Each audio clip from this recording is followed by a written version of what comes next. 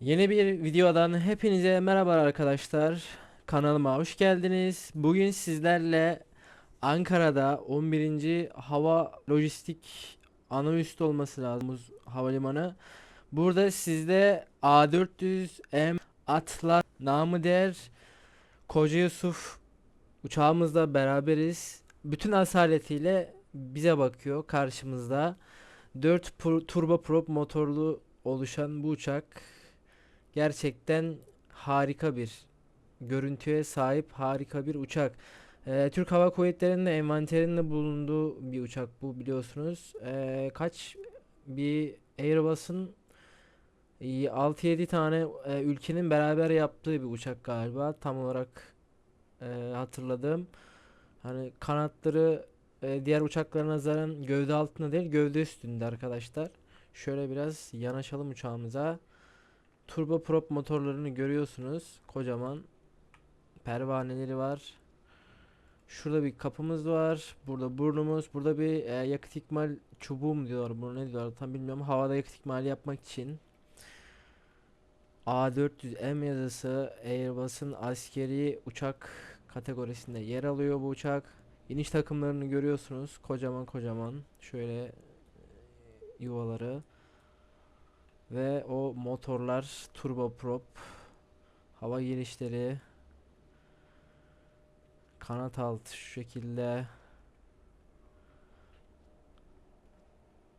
Arkadaşlar bu uçağa daha önce binme deneyimim olmuştu. Belki bilirsiniz.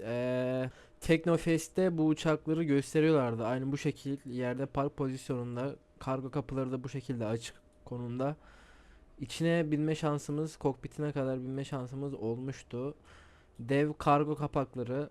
Biri üste doğru çıkıyor arkadaşlar. Biri de aşağıya doğru şöyle. Hidrolikleri vesaire. Kocaman bir uçak. Hele bu kuyruk, bu rudder'lar falan devasa. Şuna bakar mısınız? A400M. Bizim filomuzdaki A400M'lerin, Atlas'ların gerçi kaplamasını yok burada ama şurada bir leylek falan oluyordu. Kocaman devasa bir uçak. Şimdi arkadaşlar yavaştan geçelim uçağımızın kokpitine doğru. Bakalım o zaman. Şöyle şu takozları kaldıralım. Başka da herhangi bir şey yok burada zaten. Şunlara da bir bakalım, göz atalım. İniş takımları, tekerleri. Oraya gerek yok. Hemen şöyle Shift Charlie dedik. Ve uçağımızın kokpitindeyiz arkadaşlar. A400M uçağımız. Şöyle göstereyim. Ya Airbus A380, A350 şeyine bayağı benziyor. Ekranlar zaten tanıdık gelmiştir. Şöyle üst tarafı da göstereyim. Tabletimi bakayım, hemen bir tabletimden şöyle sim brief'i çekeyim. Ankara'dan Adana'ya İncirlik hava üssüne gidiyoruz arkadaşlar. Uçuş rotamız bu şekilde. Hemen şöyle bir geleyim yukarıya doğru. Burada batarya bir, batarya 2 ve batarya SS var. Şunları açıyorum. Extended Power'ımı açtım ve uçağın sistemleri ekranların gelmesine bekleyeceğim birkaç saniye. Burada şunu da belirtmek isterim arkadaşlar. Uçuş planında Simbrief'ten oluşturdum ama Simbrief'te A400M'in varyantı ve tipi yok arkadaşlar.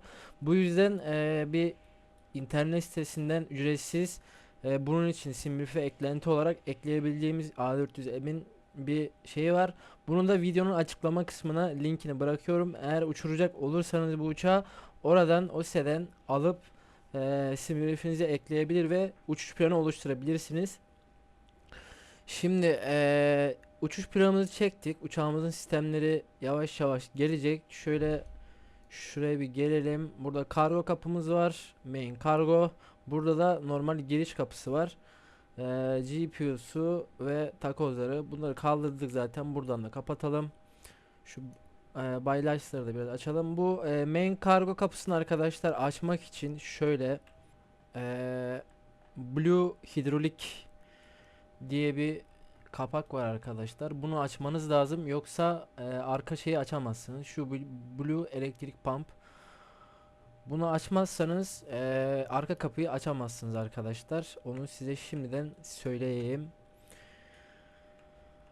Evet, Fuel Pilot'a gelelim. Buradan da hemen çekelim uçağımızın ağırlıklarını Simbrief'ten. Simbrief'in ayarladığı şekilde daha doğrusu. Simbrief dedik ve çekti. Upload dedim. Yükledi arkadaşlar. Zero Fluid Fuel falan. Şu an bütün her şeyi çekti. Şimdi biz gelelim OFI uç planımıza ve uçağımızı uçuşa hazırlamaya. Şöyle APU fire testimizden başlayalım arkadaşlar o zaman. Gayet iyi gibi bir sıkıntı gözükmüyor. Apu Master switch'imi açıyorum. Bir 3-5 saniye kadar bekliyorum ve startı veriyorum arkadaşlar.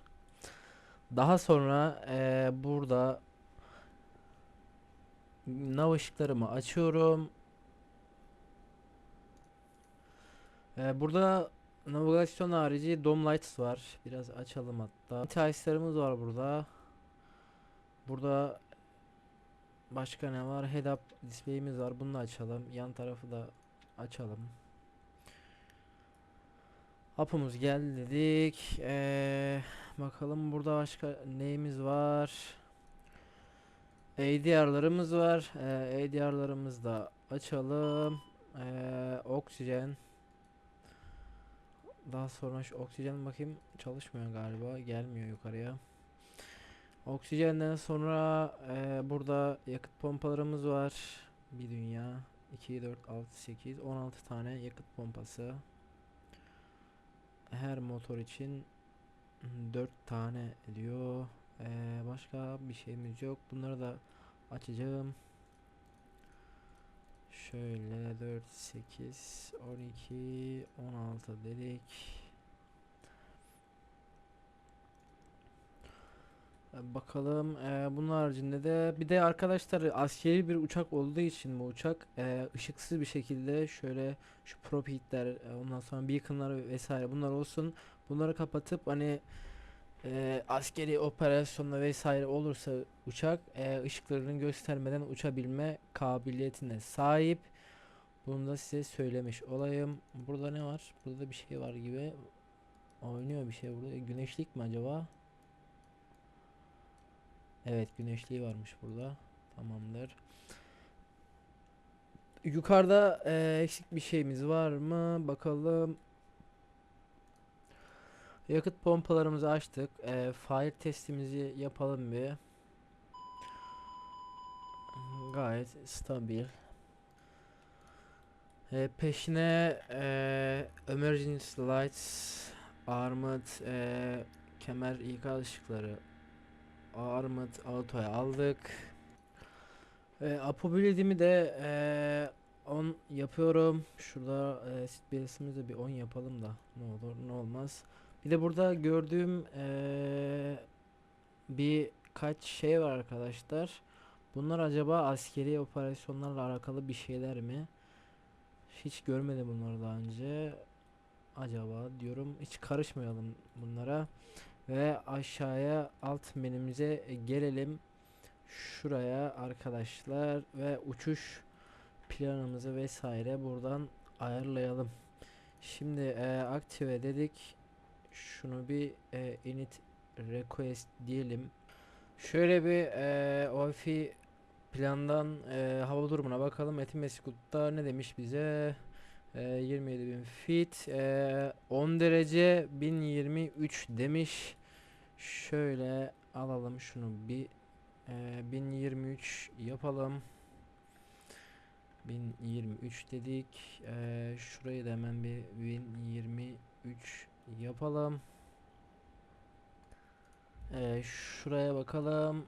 Burası da 1022 yapalım. 1015, 16, 17, 19, 20, 21, 22 ve 23 olmadı. Şurada short runway diyelim. Kısa mesafeli bir uçuş olacak. Şunları bir silelim.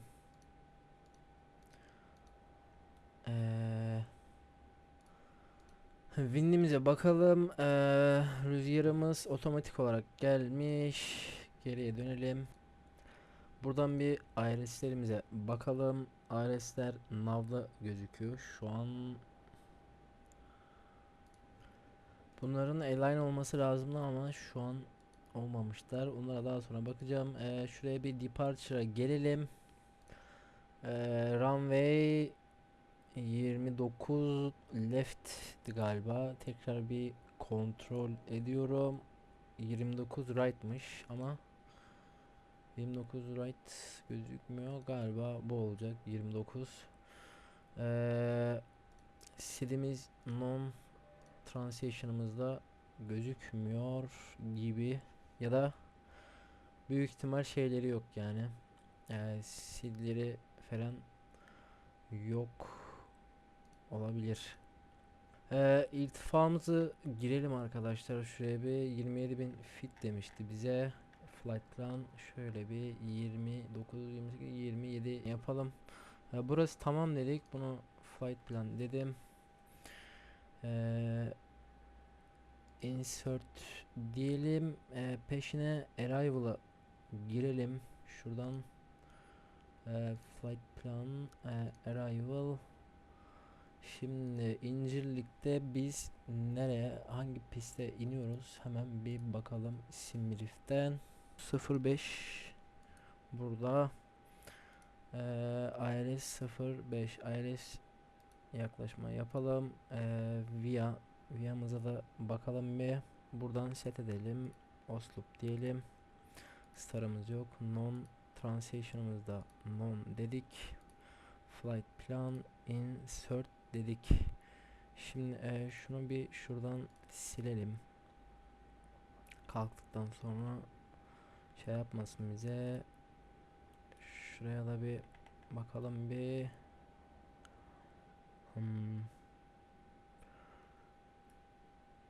Aşağıya doğru bakalım. Tamam. Bir kopukluğumuz yok. Rotamız iyi gibi.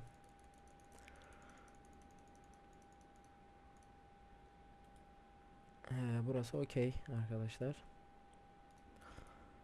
Burası şimdilik tamam gibi. Şimdi bir fill and load diyelim. Şuradan da bir OFI plana değil de şurada Simrif'imize verdiği zero fill weight vesaireyi buraya girelim arkadaşlar. Zero fill weight'im 89'a 993 demiş. Hemen şuraya zero fill weight'ime giriyorum. 9.9 enter. Zero fuel weight CG'ye bakalım. Zero fuel weight şöyle zero fuel weight CG'miz 25.1 demiş arkadaşlar. O zaman şöyle 25.1 enter diyelim. Hemen peşine block fuel'umuzu girelim. Fobumuz 10.3 ton. Hemen block 10.3 geldi zaten, taksi vesaire. Rezerv fuel'umuz da %5 demiş. Tamam. Geri kalan otomatik geldi. Şunları bir silelim. Aktiveden perf'e gelelim.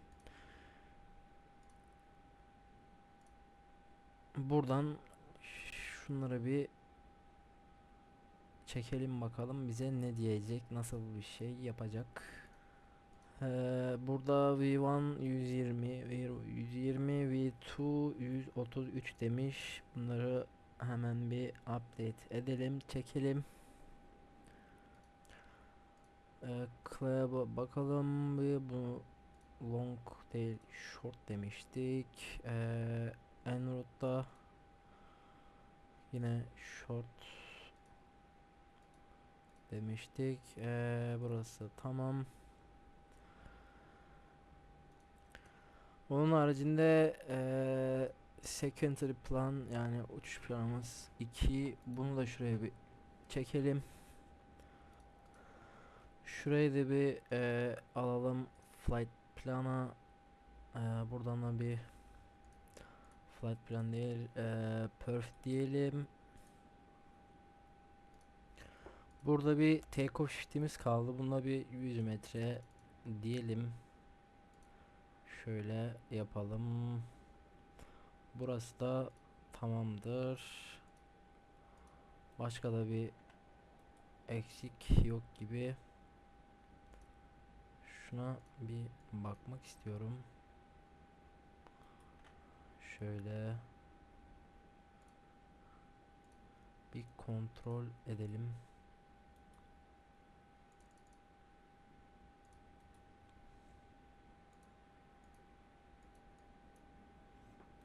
Mod change değil. Heh, bakayım.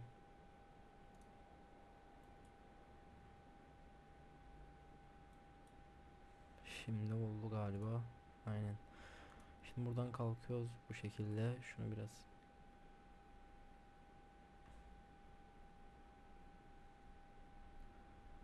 şu şekilde yapalım bir.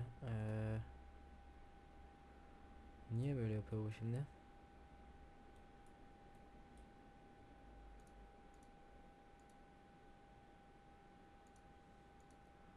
Bakalım bakalım bakalım. Aa bak, kemer Oslup. Oslup'tan Oslup'tan döndürüyor. Şöyle bir dönüş daha yapıyoruz. Böyle dönüyor. Acayip bir döndürme var. Dolaşıyoruz bayağı bir. Ama sonunda güzel bir iniş olacak gibi. Öbür taraftan yapsaydık keşke ama bu kadar döndüreceğini bilseydim Oslup değil de Jacob'ı seçerdik sanırım. Neyse, bu da okey. Bu da tamam olduğuna göre şunu biraz daha indirelim. 7.5'ta kalsın bu. Onun haricinde bir de bir şu flight plan değil de fix info'ya bakalım. Çünkü halkalar işimize yarıyor bayağı arkadaşlar.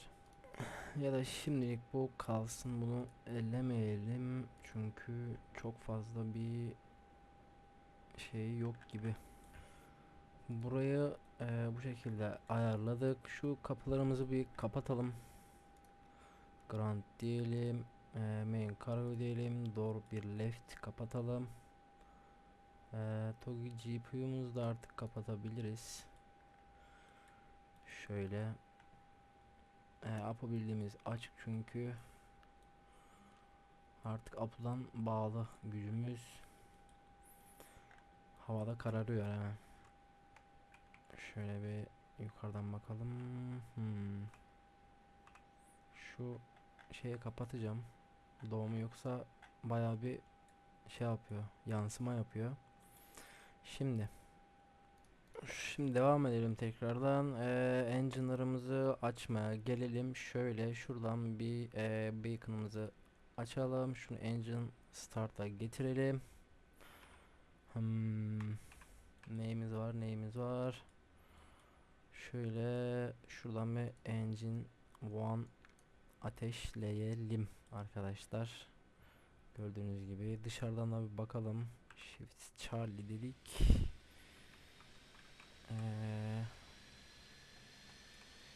Hı, evet.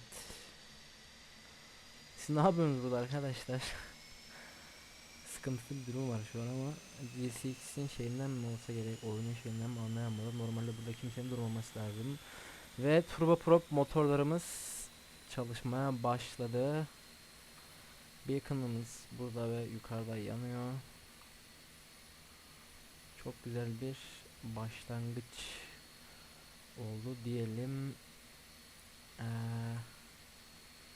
Güzel bir görüntü. turboprop motoruna sesine alışık değiliz. Jet motoru uçurduğumuz için hep. Güzel. Şimdi diğer motorlarımıza da gücünü verelim. Bu align olduysa engine tool'umuzu da çalıştıralım arkadaşlar. Bakalım şöyle.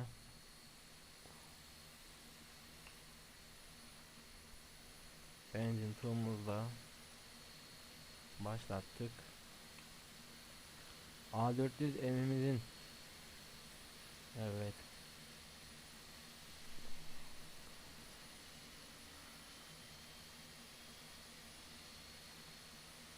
burada çok güzel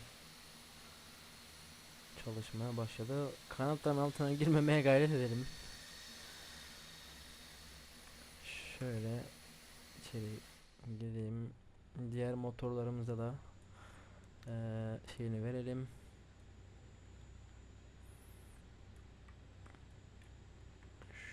Şuradan bakayım gözükecek mi?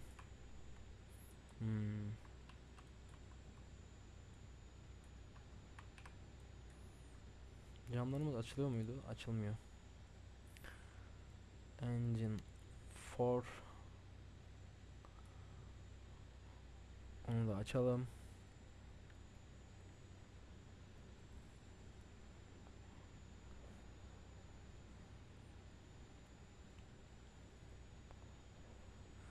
Valla çalışmaya başlasın ve dönelim menümüze. Burada şimdi motorlarımızı çalıştırdık. Bir de iki tane mod var gibi gözüküyor. Pardon.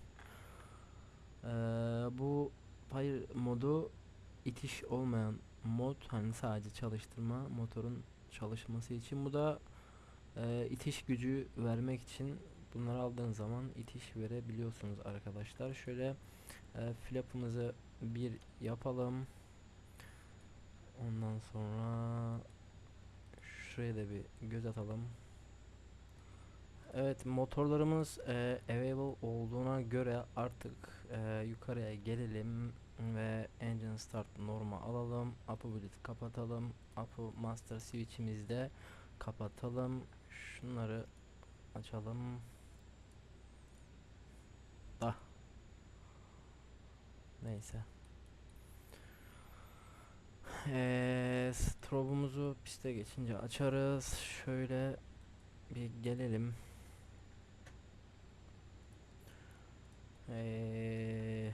Şurada bir Grand spoilerımız var, yer frenleri, bunlara bir armut yapalım. Buradan armut oldu. Trimimiz burada 2.1 gözüküyor. Şuradan bakalım hemen. Home değil, burası da değil, şurası 26.8, yani 1.5 up. Şurası 1.5 up yapacağız. Şurada A380 ile A350'de olduğu gibi burası.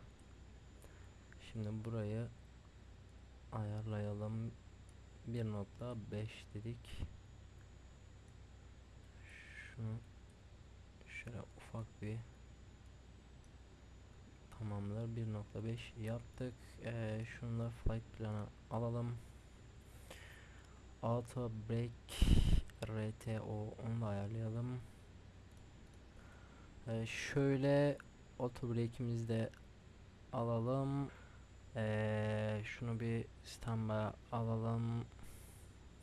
Motorlarımızı run'a alabiliriz. Şöyle run'a aldığımız zaman burada değerleri gözüküyor. Ondan sonra başka neyimiz vardı? Şurada bir taksi runway turn off'ları açalım. Şunu indirelim. Daha sonra neyimiz var? Şu an başka bir şeyimiz kalmadı gibi. Şöyle biraz gelelim. Yükseltelim şöyle. Şimdi parking brake parking brake burada, parking brake kapatalım ve uçağımız şöyle şey yapmaya başladı, ilerlemeye başladı. Şunu biraz şöyle ortalayalım. Tamamdır. Checklist falan yapmayacağım, direkt şöyle başladık arkadaşlar. Şimdi bu taraftan dönüş var mı? Var. Ben buradan şöyle döneceğim. Şöyle.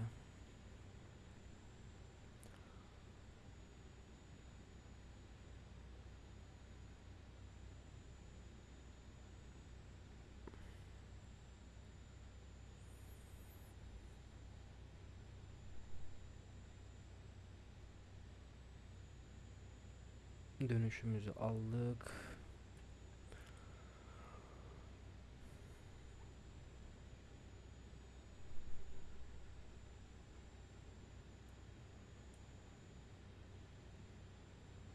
Yavaş yavaş pistimize doğru geçiyoruz. Şurayı da bir ayarlayalım.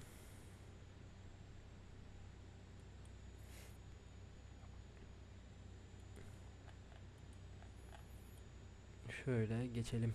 Şurada bir piste çıkmadan önce bir duralım. Şöyle bir yavaşlayalım. Parking bileğimizi çekelim. Şimdi take off config'imizi yaptık. Şunu normal moda aldık.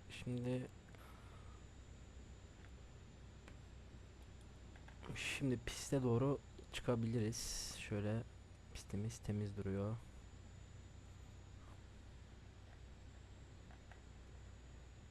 Şöyle alacağım.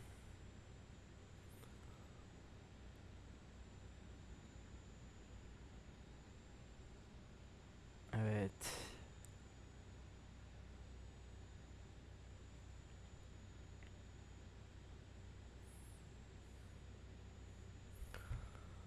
Piste çıktık. Landingleri açtım. Propları arma aldım. Strobe'umu açtım. Onun dışında şu an için eksik bir şeyimiz yok gibi. Şu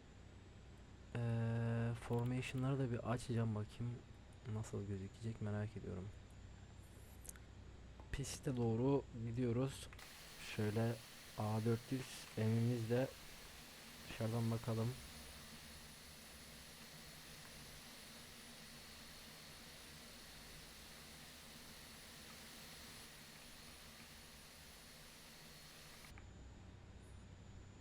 Şöyle pist başına alalım.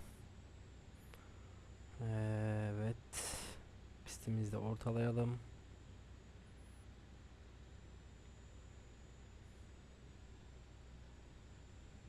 Şöyle bir duralım burada. Burada TK'sımızı vesaire ayarladıydık zaten.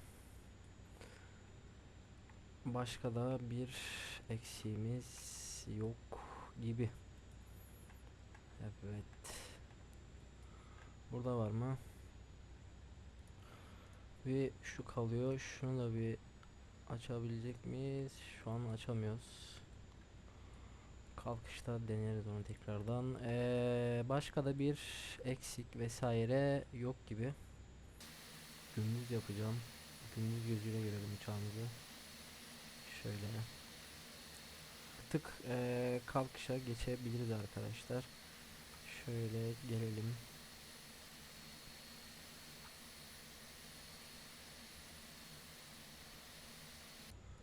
Evet. Herhangi bir eksiğimiz yok. Şunu indirelim. Ve togamızı verelim.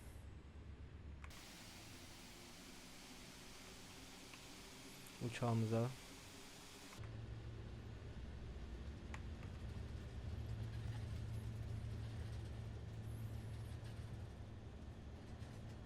V1 ve rotate. Burnumuzu kaldıralım yavaş yavaş. Bayağı hassas bu arada. Autopilot'u aldım. Şunu da şöyle yapacağım. Flaplarımı kapattım.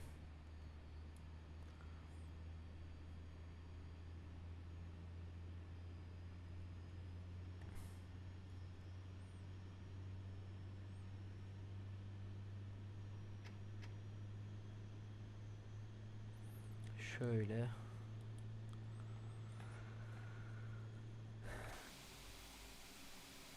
A400 M'imiz şu şekilde devam ediyor.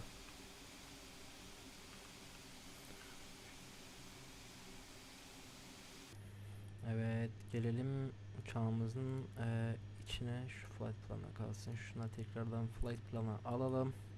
Kalkışımızı yaptık. Flaplarımızı vesaire kapattık. Şöyle şunu açalım. Şöyle uçuşumuza devam ediyoruz arkadaşlar. İlk uçuşumuz bu uçakla. O yüzden biraz acemilik çekiyoruz. Şunu da şöyle bir alalım. Hı. Her şey stabil gözüküyor. Şu landingleri falan kapatalım artık. 16.000'e çıkmışız. Uçak bayağı hızlı tırmandı bu arada. Taksimizi, runway turn off'ları, navigasyonlar açık, beacon açık, strobumuz açık, seat belts'ımız, emergency license'ımız, arm, okey.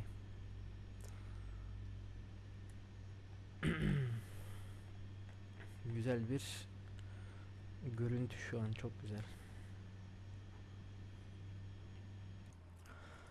Evet arkadaşlar, cruise'a oturmuş bulunmaktayız. Şöyle 27.000 feet'te gidiyoruz. 280-290 knot hızla. Uçağımız burada. Airbus Defense and Space A400M. Muazzam bir uçak. Bayağı bir görevi olmuştu bu uçağın. Hem bizim Türk Hava Kuvvetleri bünyesinde olsun, Ukrayna'ya vesaire sağa sola yani çok büyük bir nakliye görevi üstleniyor ve avantajı sağlıyor. Büyük geniş bir kargo şey olduğu için Ukrayna'ya vesaire gidiyordu bu uçaklar, hatırlıyorsanız bir ara haberlere falan çıktıydı. Çok güzel bir uçak arkadaşlar. MSFS 24'e de gelmesi güzel oldu. Bu uçağı uçurma şansı bulduk. Şöyle Antonov'a benziyor üstten bakınca. Pardon.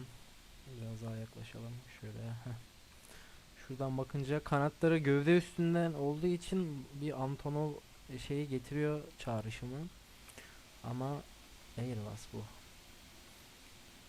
Müthiş bir güzelliği var. Yani abartmayalım fazla ama güzel yani uçağımız. A400M Atlas. Şöyle bakalım.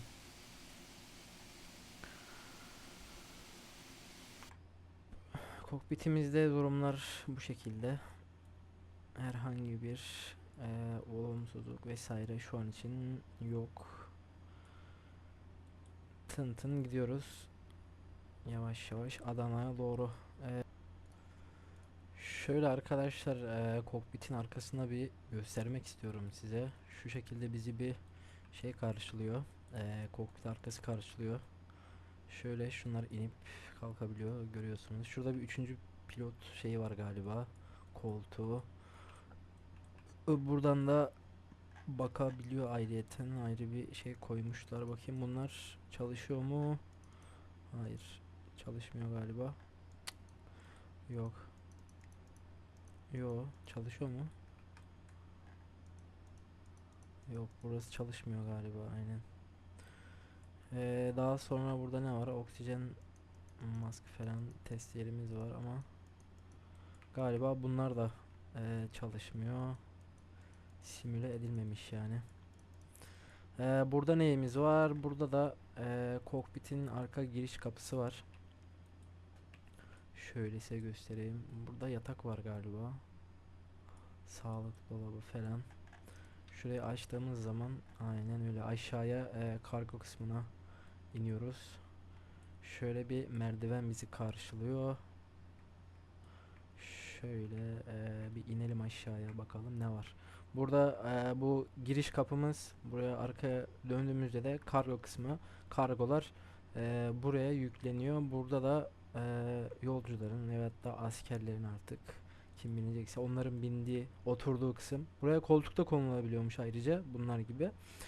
Ayrıyeten koltuklar çıkarılıp işte kargo vesaire taşımak için bu şekilde de kullanılabiliyor. Onun haricinde şöyle biraz bakalım. Bu kapılardan da galiba paraşütçüler atlayabiliyormuş. Tam olarak bilmesek de şöyle şu camdan bakalım. Ufak camlara çok fazla bir şey gözükmüyor. Kanatlar yukarıda olduğu için motorlar buradan normal yolcu uçaklarına baktığınız zaman şurada gözüküyor. Ama motorlar kanatlar daha doğrusu yukarıda olduğu için gövde üstünde olduğu için motorlar bayağı bir yukarıda gözüküyor. Aslında kanat kısmında oturanlar için yolcu uçağı değil ama motorlardan aşağısı veyahut da kanattan aşağısını manzarasını göremezler ama bunda öyle bir şey yok arkadaşlar. Burada oturanlar avantajlı o yüzden.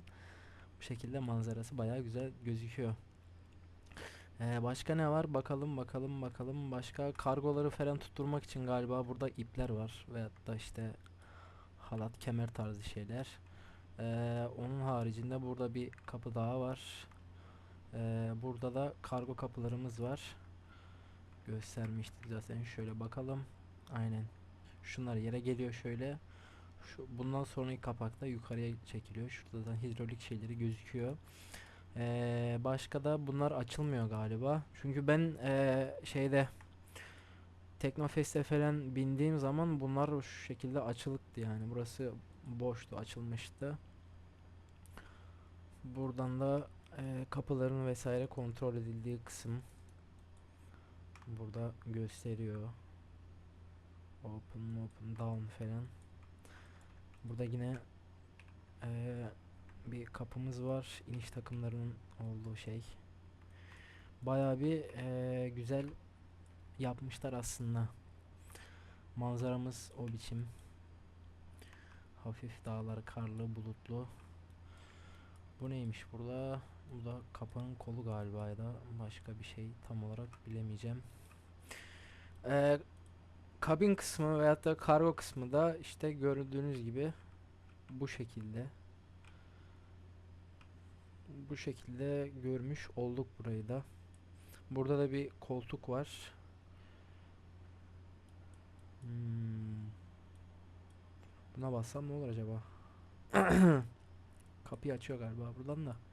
Şimdi basmayalım. Burada da nereye kontrol ediyorlar merak etmedim değil açıkçası. Şöyle. Bir sistemlerin vesaire kontrol edildiği bir şey var galiba burada. Burada oturan personel ne yapıyor bilemeyeceğim ama güzel bir şeye benziyor yani. Şöyle tekrardan yukarıya çıkalım. Şöyle merdivenlerden gidelim. Kapımızı kapatalım. Ve kokpitimize geri dönelim. Arkadaşlar artık takeoff sendimize gelmiş galiba. Kaça alçalacağız? Oslup'ta 14.000 fitte ol demiş bize. Şöyle bir 14.000 yapalım.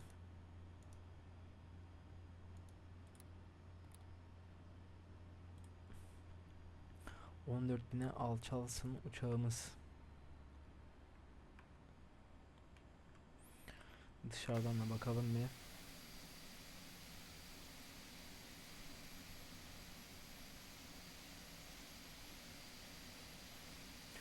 Çok güzel durmuyor mu ya? Şuna bakar mısınız arkadaşlar? Muazzam bir görüntü var ya.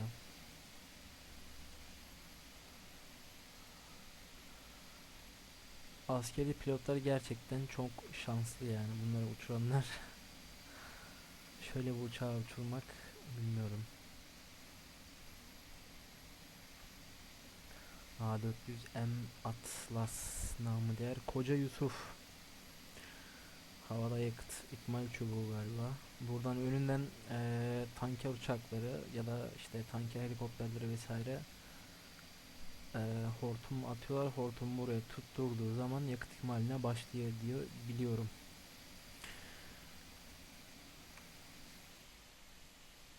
Şöyle bir kokpitimize geçelim.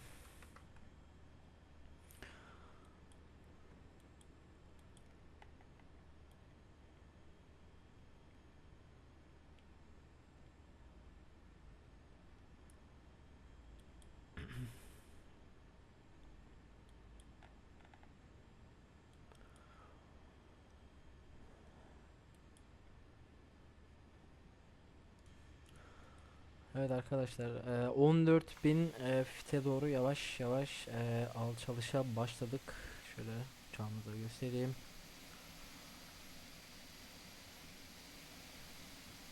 Artık döneceğiz şuradan şöyle. Buradan sonrası bayağı bir dönemeçli yani. Uçuş planı bu şekilde gösteriyor. Gün batımı da yavaş yavaş başlıyor ama hava büyük ihtimal gündüze çekeriz gibime geliyor. Eee, Şu an için bu şekilde alçalıyoruz. Ama şu an bir şeyler oluyor uçağa. Ne oluyor ben de çözemedim. Arada böyle git gel yapıyor.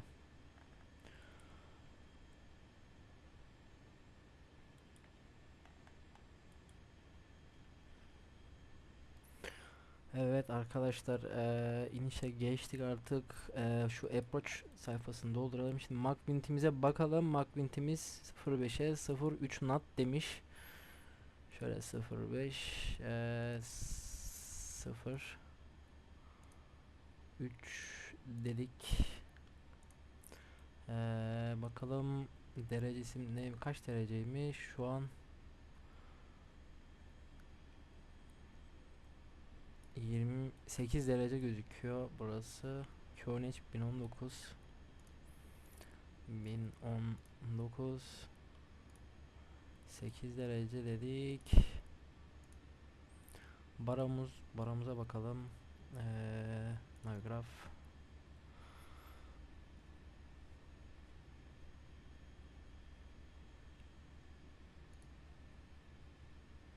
Şöyle.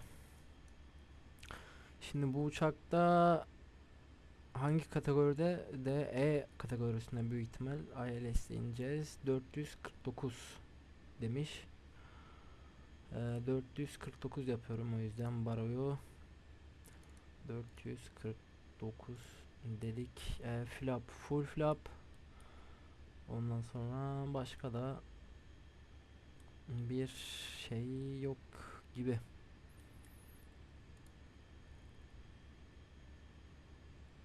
Şunu kapatalım bir. Full flap'ta ineceğiz. QNH 1019. Bu kadar yani şu an için başka bir şey yok. Evet, burayı hallettiğimize göre şunu flight plan'a çekelim. Flap 1 demiştik. Flap 2 alalım. Şöyle.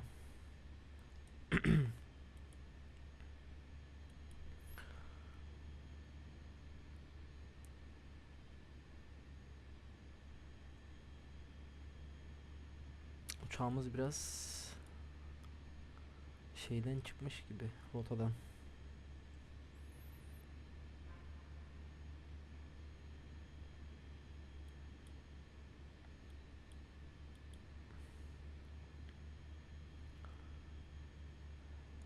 Ground spoiler arm dedik. Auto brake low. Başka neyimiz var? Şu landinglerimiz vardı. Bunları unuttuk. Landinglerimizi, taksimizi, runway turn-off'umuzu. Prop'umuz açık zaten. Wing'e gerek yok. Setbelts onda. Burada bir şeye gerek yok gibi. Şunu şöyle biraz yaklaştıralım.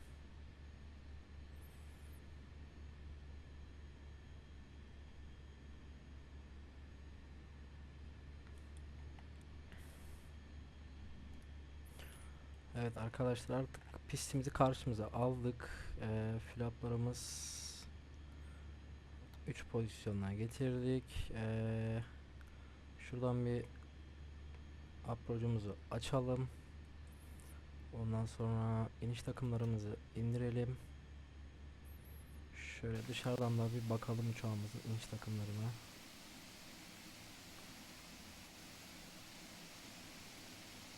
Ne oldu böyle? Hı.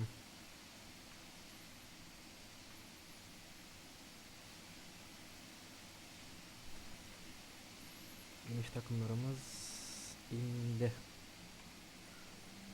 Şöyle kamerayı da alayım arkaya. Geçelim şeyimize, kokpitimize. Flapları 4'e aldım.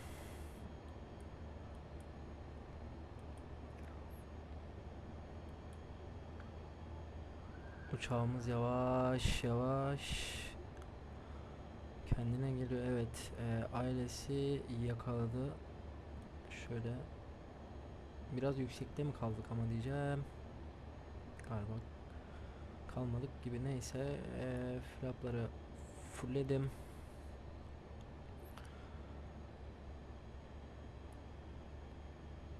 Auto brake low. Evet, inişe geçtik. Şunu bir sıfırlayalım.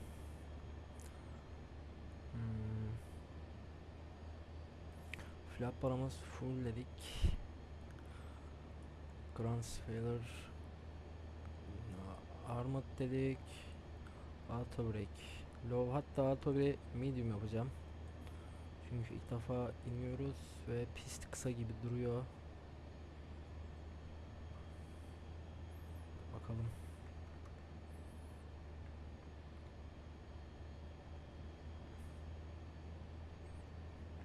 Biraz hızlı mı gidiyor aslında? Yo, güzel de gidiyoruz gibi. Şöyle bir dışarıdan bakalım son kez.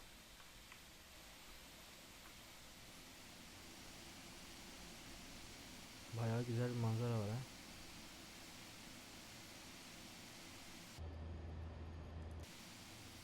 Şöyle şunu biraz çağıralım.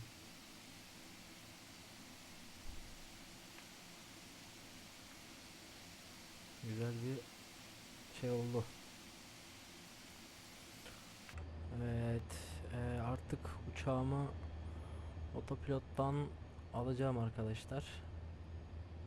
Bayağı da bir yüksekte kaldık gibi zaten. Şöyle yapayım. Şöyle yavaş yavaş yanaşalım havalimanına doğru. Puppy light'larımız 2 kırmızı 2 beyaz.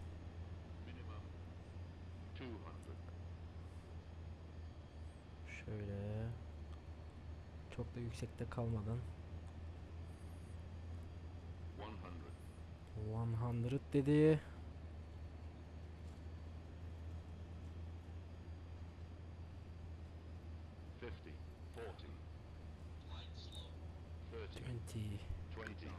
Motorları çektim ve teker değdirdik.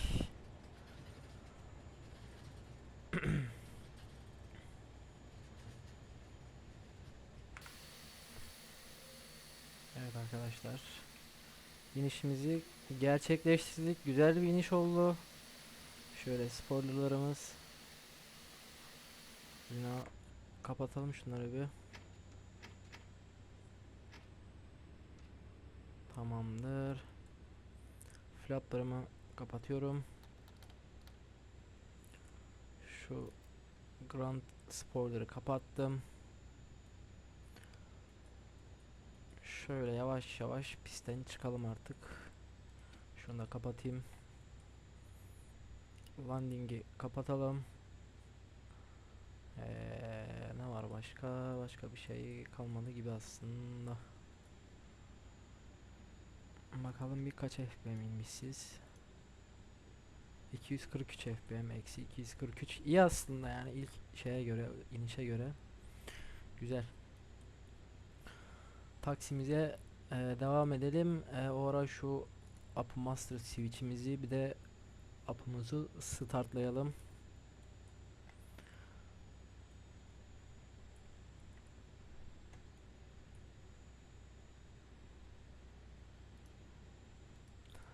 Evet arkadaşlar, uçağımızı park ettik. Park konumuna aldık. Şöyle şu şekilde göstereyim. Uçağımız şu an park pozisyonunda. Şu ışıklarımı kapatayım hemen. Taksilerimi, runway'lerimi, stroplarımı da off'a alayım hatta. Beacon'ımı indirdim. Propight'ları da indirdim. Nav'ım açık. Apu bildiğimi açtım.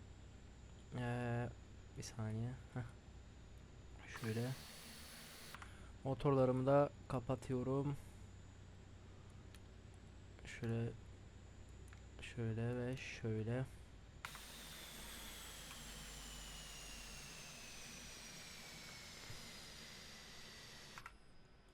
Şuradan da kapılarımı açayım.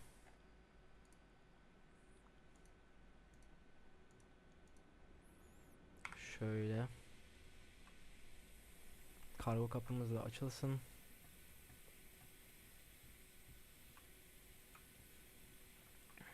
Uçuşumuzu bitirdik. Güzel bir uçuştu, güzel bir iniş oldu. İlk uçuşumuzdu A400M'le. Güzel bir uçak, bayağı iyi yapmışlar gerçekten. Onun haricinde biraz alışmamız lazım. İlk uçuşumuzdu. Güzel yapmışlar. Şu şeyleri de açayım bir. Formation'lara bakalım.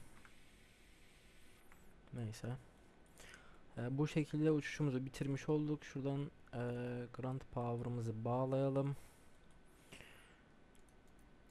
Yakıt pompalarımızı kapatalım. Şöyle. Ondan sonra şu girserimizi kapatalım. Aşağıda neyimiz kaldı? Flaplar kapalı. Parking brake set. Şunu şey yapalım. Onun haricinde bir şey kalmadı zaten. Güzel bir uçuş oldu. Güzel bir video oldu arkadaşlar. Bu uçuşumuzu da burada bitirmiş olduk sizler ile. Adana İncirlik hava üssüne indik. Bir dahaki videomuzda, bir dahaki uçuşumuzda görüşmek üzere o zaman. Kendinize iyi bakın. Videomu beğenmeyi ve abone olmayı da unutmayın lütfen.